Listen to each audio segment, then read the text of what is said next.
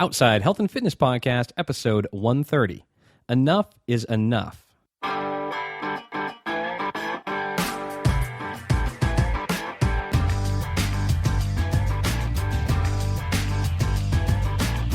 Welcome to the Outside Health and Fitness Podcast. We're getting outside the box, outside our comfort zone, and outside and in shape. If you're bored with the same old fitness routine at the gym and you're ready to try something new, then this is the show for you. We're exploring new and fun ways to get fit on the trail, on the water, on the slopes, and outside.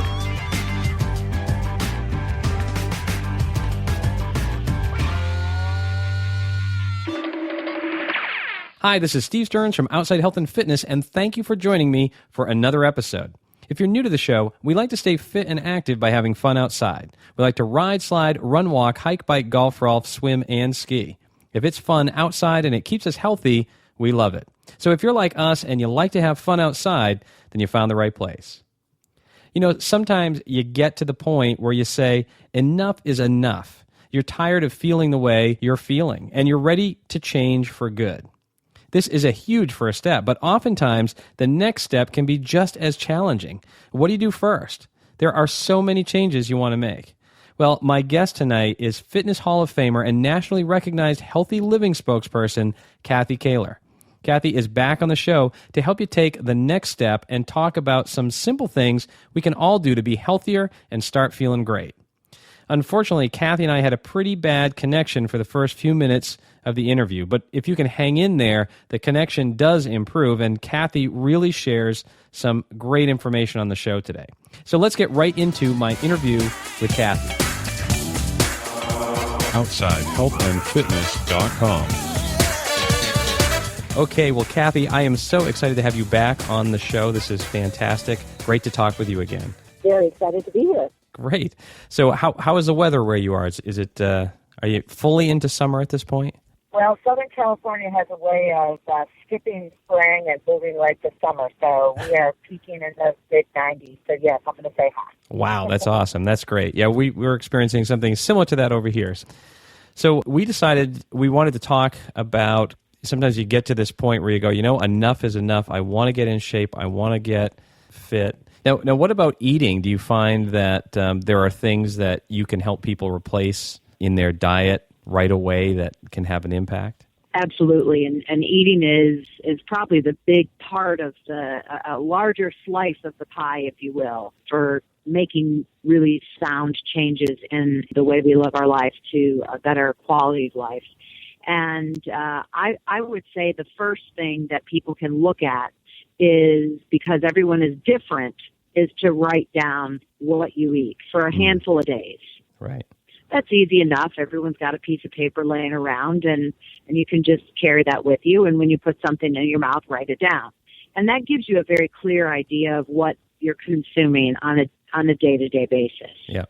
And what we do know from studies and surveys and research is that our bodies need to have more foods that are from their original state, kind of that whole food, one step from the tree or the bush or the ground. And I think it becomes a challenge and can even be a friendly kind of competition that you figure out a way to get more of those foods into a daily meal plan. And it can begin with colors. Make yourself a bet. I want to get 3 reds in and 2 greens. Yeah.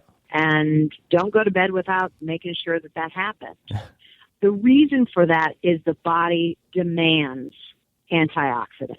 Yeah. We need to protect our cells. Our cells are our body. Our body are cells. It's made up of trillions of cells. And these cells are, on a day-to-day basis, faced with a lot of stressors that are damaging our cells. You know, you can look at people's skin. When you stay in the sun, it starts to kind of, burn out those skin cells. They get tan and they get, that leathery kind of look, right? Leathery, exactly. So we need to, what is a way to give our bodies more antioxidants? Well, the first thing is with fruits and vegetables. Yeah. They, in their original state, without being cooked, have a lot of live enzymes, and it's a way to nourish ourselves. So that's one way. Another way is to look at what I think is going to become very, very front in the news and in everything that we will begin to read about. I know there's a movie coming out about sugar, but that truly is one of the most harmful products that we can put in our bodies. Yeah. And unfortunately, it's not just that sugar bowl that sits on the table that, that grandma maybe put a teaspoon in her tea every night. It's made its way into everything. Yeah. And whether we want to believe it or not, it's something that we've got to pay attention to. So the easy ones to look at are the sodas, the cookies, the candy bars. But when it gets to the masked items, your salad dressings, the boxed dinners, the pizza sauce, the spaghetti sauce, the ketchup, the French fries, the list is enormous.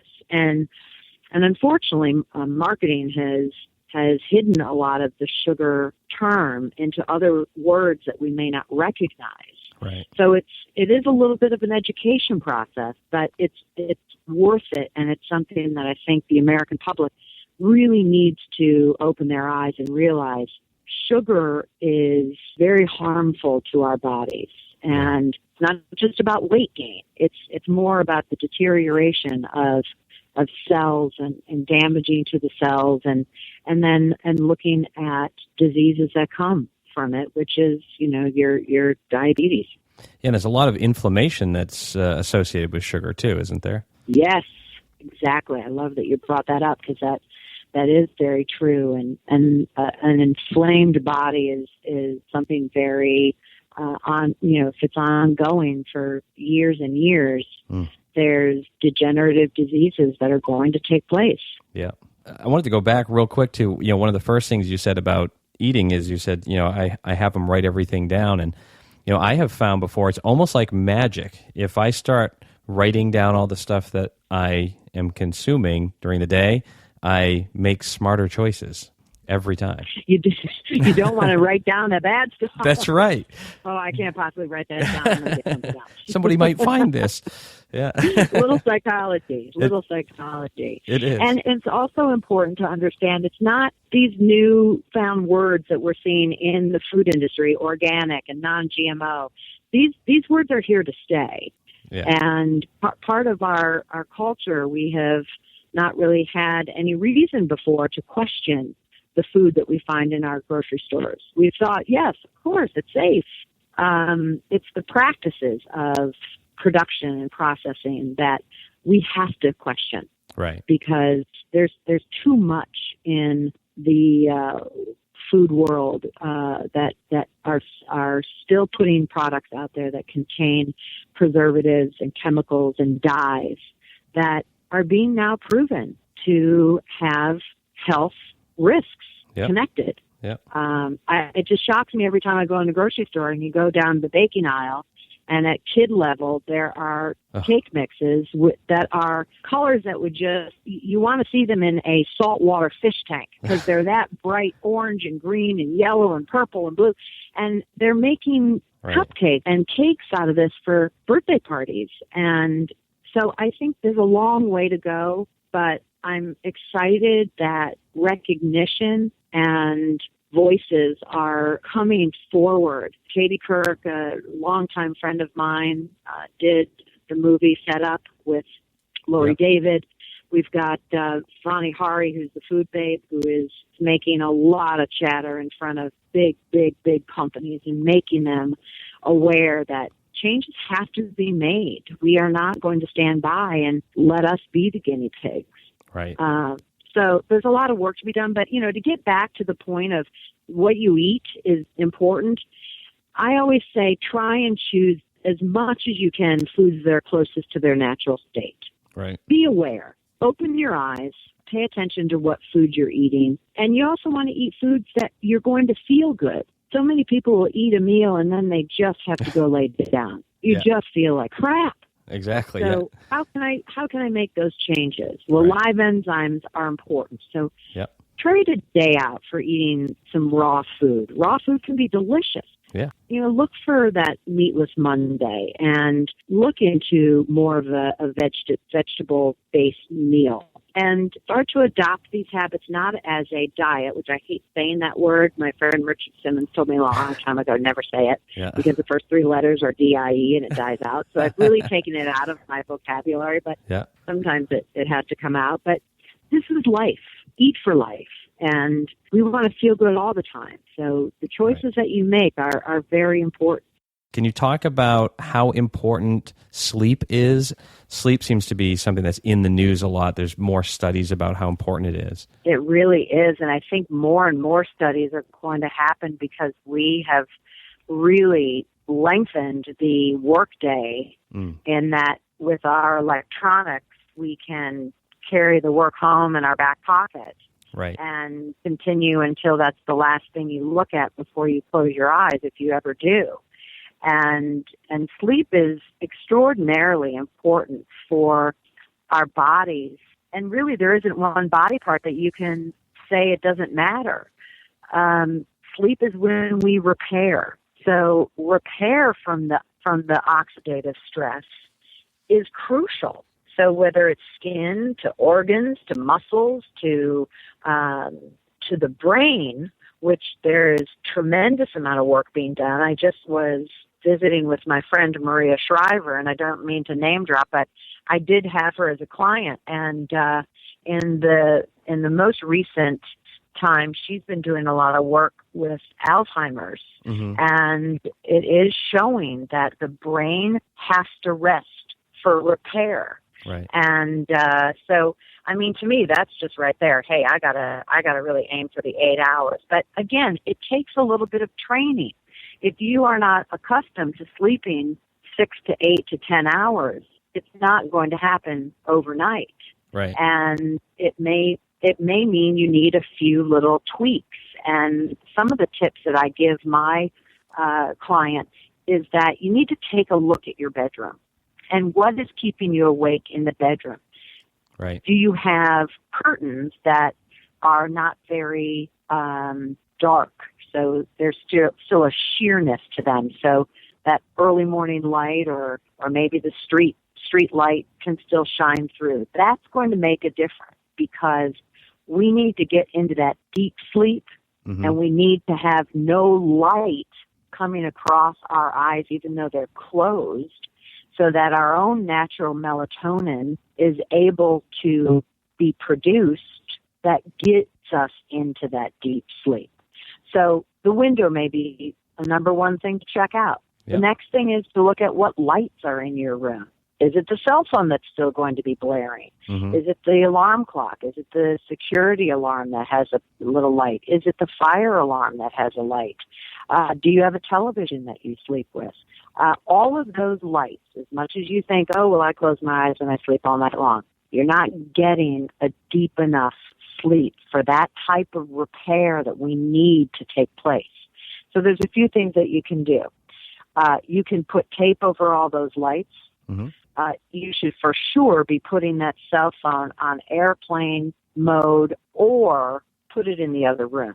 Right. Put it on an airplane. Getting the windows to be as that, that dark as much as possible. And it may even need a sleep mask.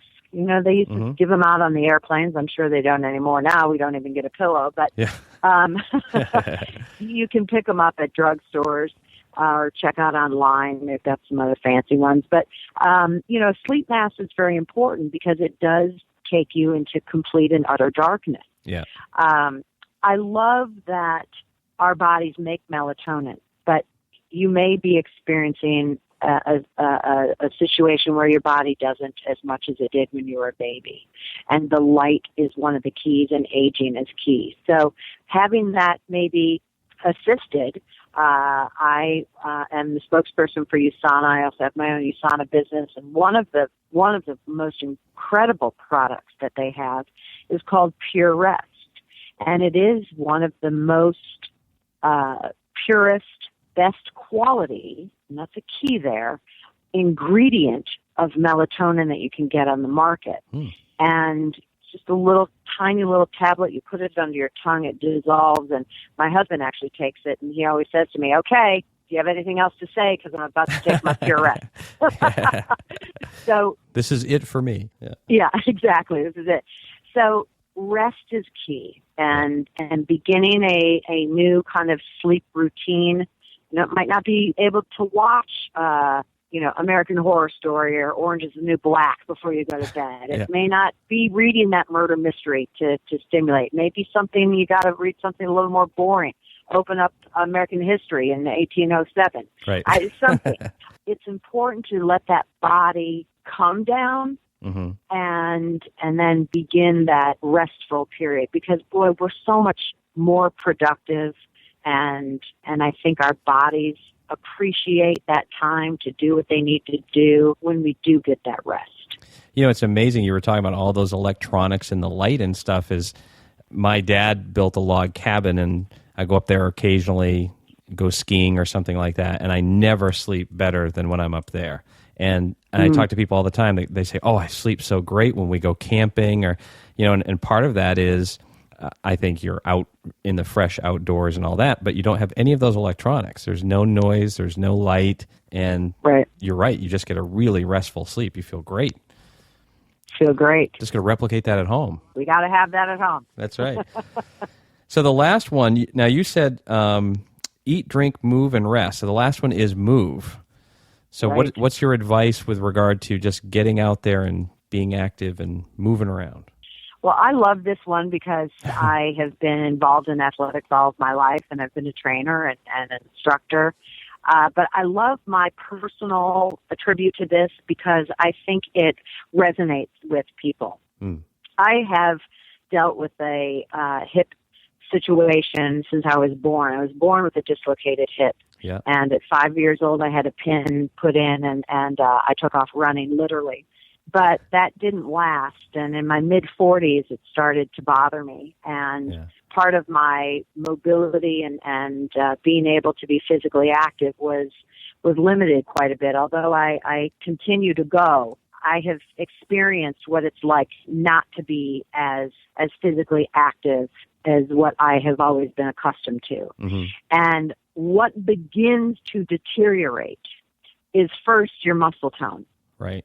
And muscle tone goes, and along with it is the strength. Mm-hmm. And so when you've got weak muscles and you don't have a lot of mobility and flexibility and range of motion, things start to hurt. And when things start to hurt, you're much more likely, I think the risk increases for injury. Yeah. And I have hurt my back a couple of times over it. I never want to hurt my back again. It's the worst pain on the planet. Yeah. But these are the common complaints is you hear people say, oh, I have hurt my back, my legs hurt, my knees hurt, my shoulders hurt. A lot of it has to do with lack of movement. How do you get somebody in a situation like that? Because it's almost like a vicious cycle, right? There's a lack of movement, and now I've injured myself, and I'm achy, and I hurt. How do you motivate them to get moving and get started again? Well, I think anybody will be motivated if you can realize and see the light at the end of the tunnel that I can feel better. Right. I can get myself out of this pain. Unfortunately, we go down the route of painkillers and what I call Band-Aids that never really get to the root of the problem. Right. The root of the problem is keep your body strong. You know, we have a skeleton, but it's got muscles and tendons and ligaments attached to it to keep it upright. Those things get weak, that's where it starts to deteriorate. And so you got to start right from the basics. Now, if someone is injured, I always say, you need to see someone about that. Make sure you know what the injury is. So it may be going to that physician. Yeah. I like to ask for physical therapy because physical therapy is going to the root. Right. Where is the weakness? It's usually a muscle. Take those exercises that you're instructed with and adopt them so you do them and get that body back. And then it really depends on where I said in the beginning of this, I'm so done feeling this way. So that means you have to pick up the reins there and you have to manage this. And this is when daily exercise of something as simple as walking a mile. Start out easy. Yeah. But a mile should take us in between 15 and 20 minutes. Yep. And that's a nice walk. And we can all build from there, whether it's increase the distance or increase the intensity or both. And that's where we can begin. And I love that because it's doable. We all can walk. Doesn't take a lot of equipment. Yeah. Good pair of shoes. Yeah, we can do it anywhere. Yeah. Traveling, at home, on vacation, wherever. You can do it. You can do it with someone, a dog or a friend or a spouse. Yeah. And the variation is endless. So that's what I love to recommend because it's not overwhelming. Right. And it's got such great results. And I've seen it on people, and it's amazing. And the muscles that are used are the ones you need. You need your glutes strong, which is the buttocks. You need your core strong, the whole abdominal area.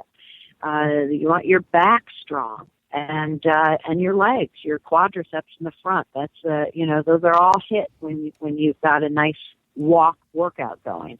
Yeah, I love that too. And like you were saying in the beginning there, where a lot of times it's kind of this bad feeling or these aches and pains and all this stuff just becomes the new norm, and people forget you can feel much better just by making some of these changes. And you can feel much better. Don't settle for that, right? Right. That's awesome. Well, fight for it. That's what I say. Yeah. Fight for it. Fight for it. That's right. Get out there and fight for it. Well, that's really awesome stuff, Kathy. I really appreciate it. Where can we find out more about you and all the stuff that you're doing? Oh, I love it. Well, you can you can Google me, Kathy Kaehler, and it's Kaehler. I'm on Facebook. I'm on Twitter. I'm on Instagram. My website has a newsletter. It's free. I send that out as weekly as possible with recipes and tips and new stuff that I got going on. So those are the main spots. You're everywhere. That's awesome. well, thank you again for coming on. It was so awesome to talk with you again, and as always, you're very inspirational. Well, thank you so much, and I appreciate you having me on your show because it takes a village, and we've got to be out there to help others. So there are some simple things we can all do to help improve our health and feel better. And if you're saying enough is enough, Kathy really laid out a great path forward for you. Stop by OutsideHealthAndFitness.com/130 for links to everything we talked about in the show today and more information, including how you can get in touch with Kathy and follow her online. While you're there, be sure to sign up for our free weekly newsletter and stay up to date with more information on getting outside and in shape.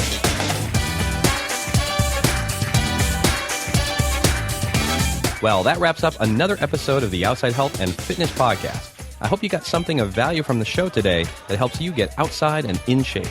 For more on taking your health and fitness outside, visit OutsideHealthAndFitness.com and subscribe to the show. Until next time, I'll see you outside.